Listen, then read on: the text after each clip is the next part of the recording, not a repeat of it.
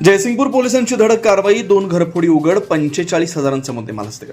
Jaysingpur police ठाण्याच्या गुन्हे शोध पथकानं उत्कृष्ट तपास करत 2 घरफोडीचे गुन्हे उघडकीस चोरीस गेलेला सुमारे 45,000 रुपयांचा मुद्देमाल हस्तगत केला.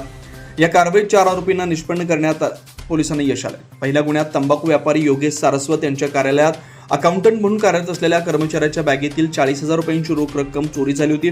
3 ऑगस्ट रोजी दुपारी 1 ते सायंकाळी 4:30 वाजण्याच्या दरम्यान जयसिंगपूर येथील कार्यालयातून ही चोरी झाली होती. गुन्हे शोध पथकानं कौशल्यपूर्ण तपास करून रोहित बाबासो चौगुले वय 35 राहणार शिरटी तालुका शिरोळ याला निष्पन्न केलं.